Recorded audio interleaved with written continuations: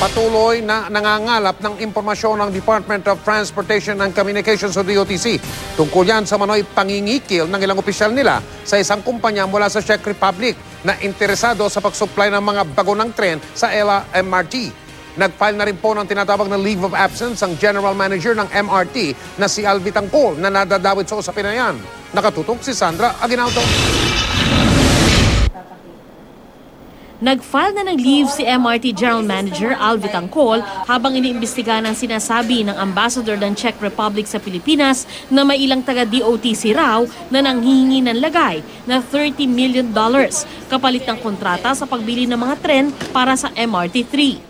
He continues to deny of involvement in any anomaly.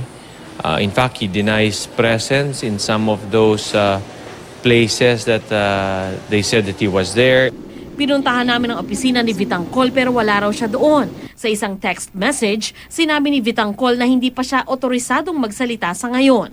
Hinimok naman ni Abaya ang Czech Ambassador at mga opisyal ng Inecontram na makipagtulungan sa investigasyon para lumabas ang katotohanan. Pero paglilinaw ni Abaya, bagamat nagpahayag ng interes ang Inecon sa proyekto, hindi ito sumali sa bidding para sa proyektong nagkakalaga ng 3.77 billion pesos. Ang kasalukuyang tren ng MRT ay mula rin sa Czech Republic.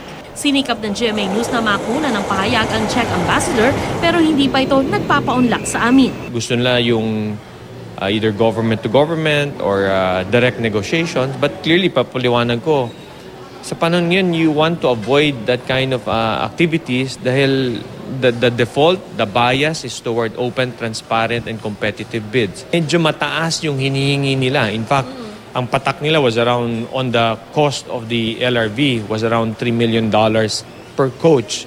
When yung binid namin was at $1.85 million. So may malaking diferensya. Hindi naman daw nababahala ang magkakapatid na Aquino nang madawit sa isyong ito ang kapatid na si Balsi at asawang si Eldon Cruz. Bukod sa alam daw nilang imposible ang paratang, nagsalita na rin naman sa Philippine Star ang Czech Ambassador na walang kinalaman ng kapatid at bayaw ng Pangulo sa aligasyon nila. Na-clear naman na nung Czech Ambassador, diba? And my God, my ate is the most simple person. So parang imposible talaga yon. So I don't think it causes stress because when you know na walang basehan, okay lang talaga.